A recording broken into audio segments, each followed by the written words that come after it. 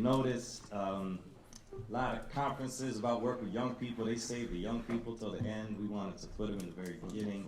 But we want to close the day with testimonials from some of our own credible messengers right here in New York City. So I'm going to just ask the folks who are giving those closing testimonies, Julius, Beloved, Rosa.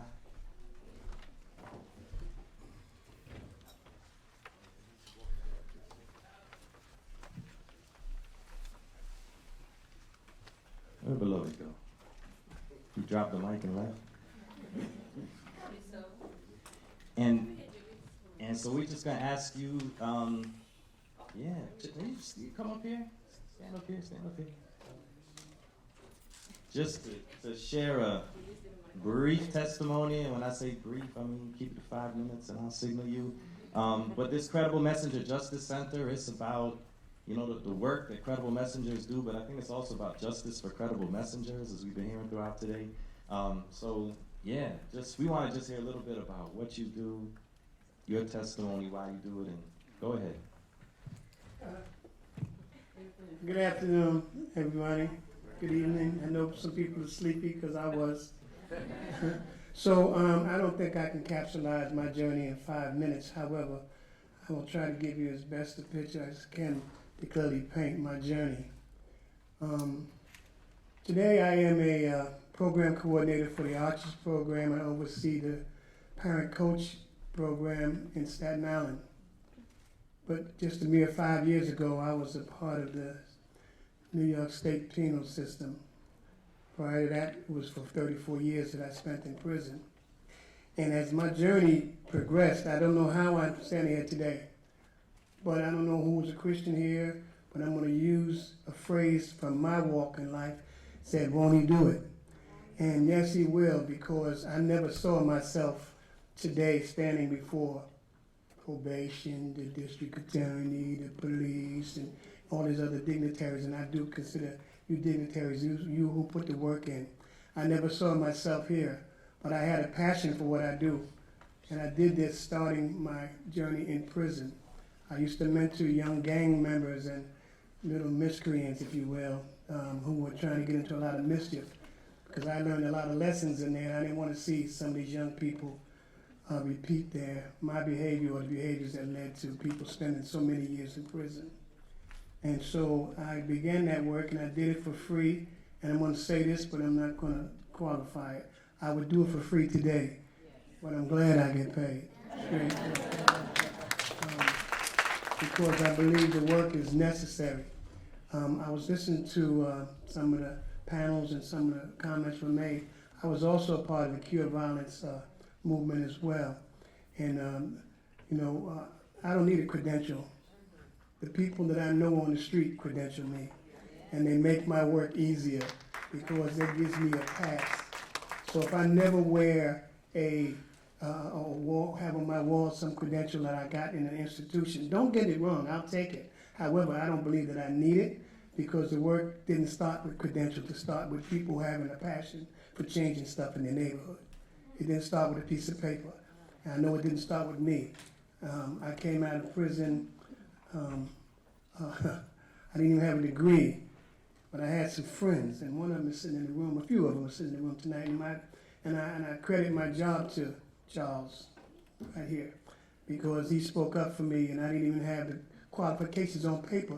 That's why I say paper's only as good as whoever writes on it, because I didn't have the credentials or the requirements that call for a program coordinator. And I got 2 minutes, so I don't know what I'm going to say in 2 minutes, except that, won't he do it? God is good for me. I don't know what he is to you, but he's walked me through a part of my life where only by his grace am I here. Because I was in 34 years, so that means I missed the entire crack epidemic. I missed the whole onset of AIDS, and I'm still alive today to do some work that I know God had for me a long time ago. So if that helps you understand what a credible messenger is, then I am that dude for you.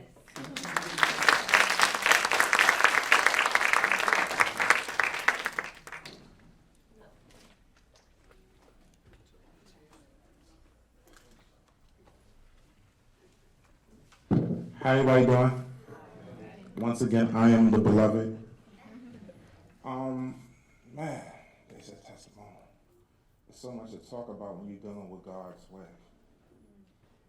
A lot of times I always sing something, right? So I always play around. One of the things I used to always say about credible messages is, it's been a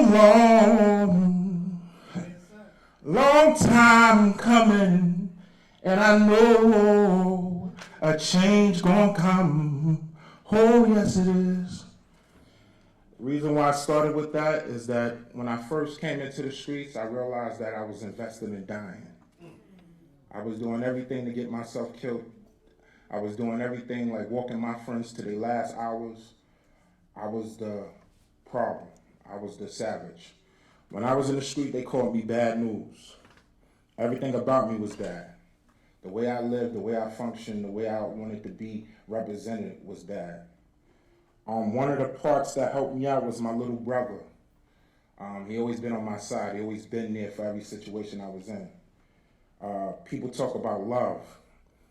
And love was major to me because in the process of love, I got a chance to see how many people loved me when I got shot up. I got shot up 2:30 in the afternoon, 2 times in my stomach, 1 in my back. The person felt like that wasn't enough, so he came back October 24th, and he shot me up again, 8 o'clock in the morning, bright early. When everybody else was getting turkey and eggs and cheese and bacon, I was getting bullets for breakfast. So that means he woke up early that day thinking about how to give me bullets all day. I was in a situation that he felt like he only would have existed and been good if I'd be dead and gone. That same brother now is somebody I disciple and I work with. That's my situation. He'll never be nobody else's problem because I'm not allowing him to be self-destruction.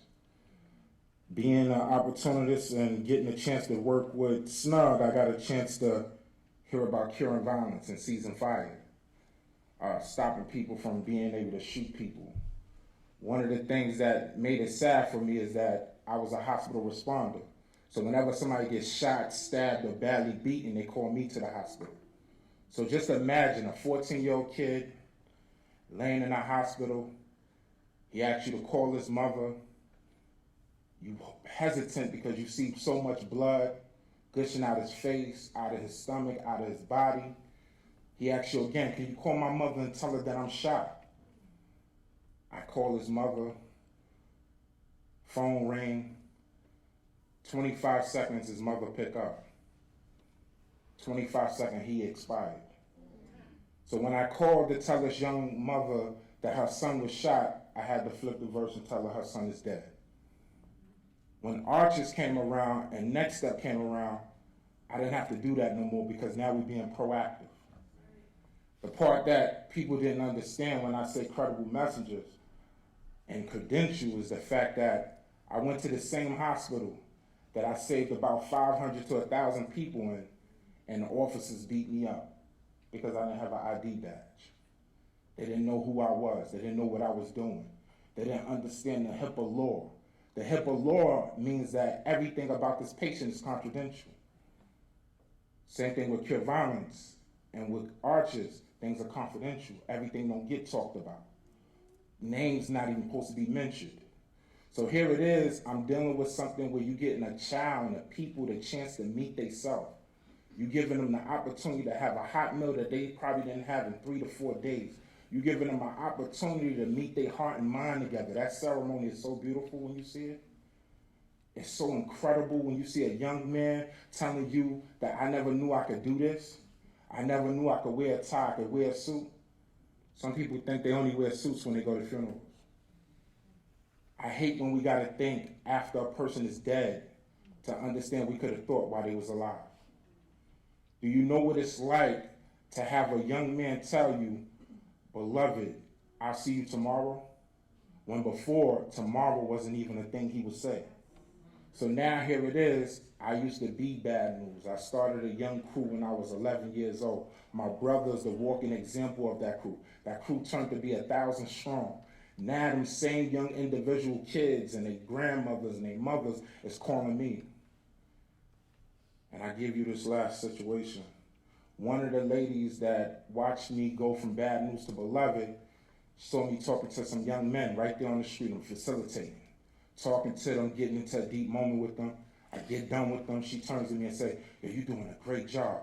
I just want to tell you one thing." And I was like, "Go ahead, talk to me." She was like, "Can I show you something first?" So she showed me her shoulder, and it had a big hole in it. I'm like this, "Oh my God, who did that to you?" I ain't all the way good. I ain't gonna tell you no lie. Who did that to you? I'm gonna get on them right now. And she looked at me and she was like this. No, calm down, calm down. It ain't that serious. I just wanted to show you the hole because you did it. She said, you was the one that put this big hole in my shoulder. When you were shooting out here one day, I went to jump to save my life. She said, every night I used to cry and pray and cry. And I was like, thank you for praying for me. She said, I wasn't praying for you. I was praying for my son not to kill you. Her son used to hug me so strong and so tough. I used to think he really did love me, but not knowing he was fighting his temptation to murder me. This is why I get into the streets and I go out there as beloved. This is why I changed my name from Bad News to Beloved. This is why I live off the foundation of love. With love, I'm independent. Nobody can tell me when it started, how heavy it is, how big it is, how tall it is, what width it is, none of that. Nobody can make me not independent with my love. When you deal with love, it's not talking about money, because you could give a person a great job, but if that mentality didn't change, that job gonna get turned out. If you want to give a person an opportunity to have life and be able to live life, you gotta give them that message. When I look at credible messengers, I look at God's servants. People always ask me, "Beloved, you always put up good quotes," and I always put up that one quote, which is God first and then us. A lot of us think we God. A lot of us want to play God. But the reality is, playing is what's killing our young people. Don't ask the kids to do nothing you won't do or you haven't done, because they need to see what that's like. And one of the things my blessing is, and I always say is, I apologize to my brother because I messed his future up.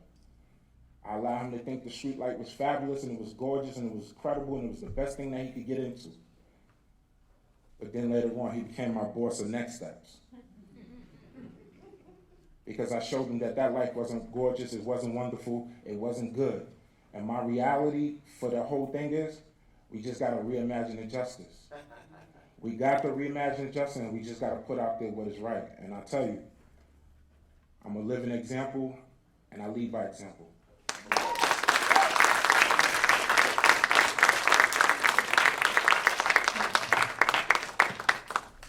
Thank you, beloved.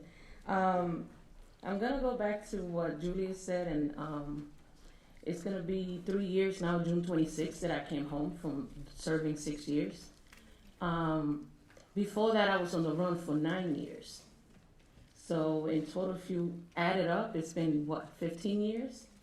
I always mentioned that the 9 years that I was running was worse than being in prison for 6 years, because I couldn't do anything. I wasted my time. I couldn't be who I am. I was just raising my daughter, because I'm a single mother. I got into the work by my good friend and longtime friend Ramon, who's my program manager. I'm a mentor for Next Step. And when I first came into the work, I didn't have credentials. I didn't have a certificate. I have a GED. But, once I got into the work, I see that it doesn't matter. I don't need the credentials. I just need my story and the passion and the love that I have for these youth, that I'm a little hard on them sometimes because I wish I could get through them like in a minute, that day. I don't want them to walk out of there and not have anything in their mind of some of the stuff that we share with them, some of the resources that we give them, which I didn't have those resources back in the days. And today somebody asked me a friend of mine from a long time, he put in Facebook, "Can you answer where were you in the 90s?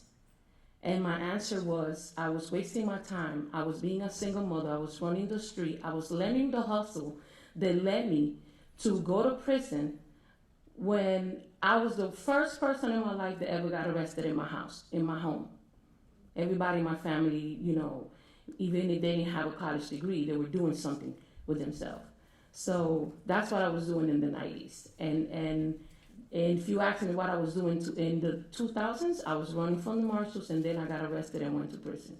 Now ask me what I'm doing now, and I would say that I'm being a credible and incredible messenger to try to help the youth and try to rebuild the communities, try to be a motivation to our youth. And I always emphasize to them, if I would have one of the resources that you guys had when I was your age, I would have never went to a prison door through the back.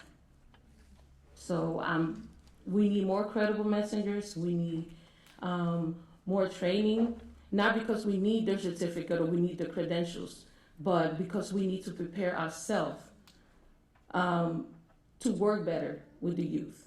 Not that we don't do it now, we do a great job, all of us. When I hear from all my co-workers in different part of the city and all that stuff, I see and I hear some of the good stuff that we're doing, and we're doing a great job. So we need more credible messengers. Thank you.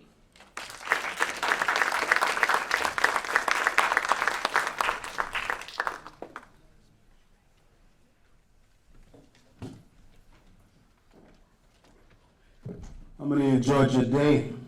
Come on, give it up for the stories.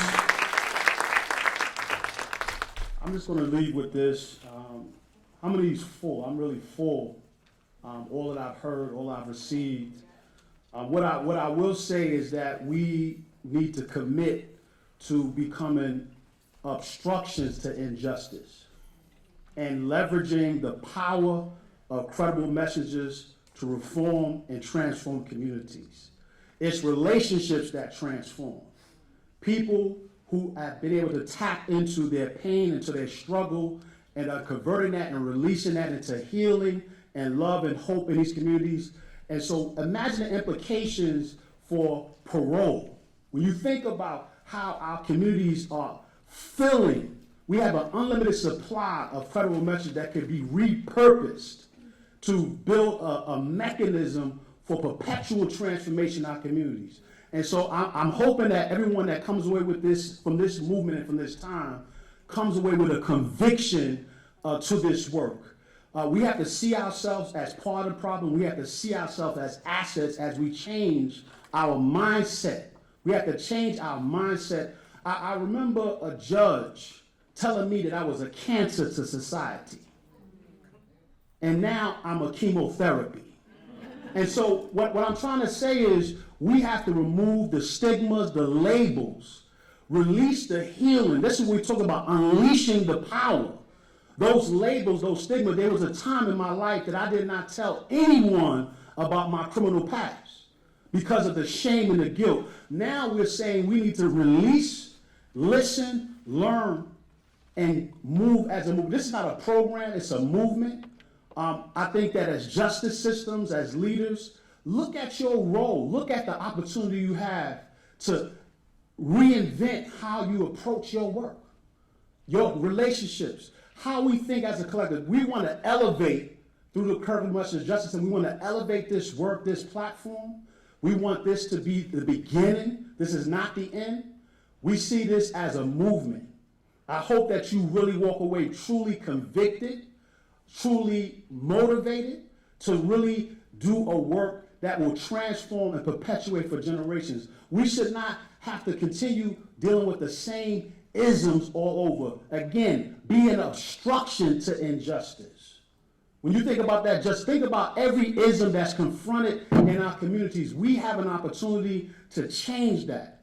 We want to tap into the power that's latent within the hearts and minds of these credible messages. We want to release it like a dam of healing into these communities. I'm going to close with this because I know that it's been long, but I just really, I want to acknowledge also, they've been behind the scenes because you've seen all of the team from CCFY, our executive director, the director of training consulting, but Lily and Michael Forte from probation. Won't y'all stand up? Let's just give them a hand. They've been behind the scenes working. Harriet from Hunter, so I just want to acknowledge them. The credible messages in this room. You are the work. And as been stated, this platform, that we have, is highly visible. And so the integrity that we must maintain when it comes to this work, it cannot be questioned. We have to take that to a whole nother level of how we hold one another as credible messages accountable. What kind of code of practice will we develop to sustain and make this work healthy and grow? And so I'm encouraged by just being, I'm humbled. I should have been dead or doing life in prison. And so to be here in this venue and this capacity, partnering with the Manhattan District Attorney's Office, partnering with probation, and being one of those that has access to talk to leaders and to contribute genuine thought and contribution and be valued. I'm encouraged by the integrity of the leadership that's present in this room. But we have a lot of work to do. It's going to all be on how we continue to grow and think as a collective and make sure that the voice and the authority of the credible message is always present as we look to reform this criminal justice system and revitalize and revolutionize our communities. And so I'm just going to close with this. It's a scripture I love. The key to my transformation, the key to my strength is my relationship with God. And I just want to close with this. This is a portion of scripture out of Isaiah 58, 11 and 12. And it says, if you get a full life in the emptiest of places, if you get rid of unfair practices, quit blaming victims, quit gossiping about other people's problems, if you are generous with the hungry and start giving yourselves to the down and out and marginalized, your lives will begin to glow in the darkness. Your shadowed lives will be bathed in sunlight. I will always show you where to go. I will give you a full life in the emptiest of places. Firm muscles, strong bones. You will be like a well-watered garden, a gurgling spring that never runs dry. You'll use the old rubble of your past lives to build anew. Rebuild the foundations from out of your past. You will be known as those who can fix anything and restore all ruins, rebuild, renovate, and make the community livable again. I leave you all with that. Go in peace. I hope that you continue this dialogue and this journey of community transformation and truly transforming the landscape and the damage that's been done through the prison industrial complex. God bless you.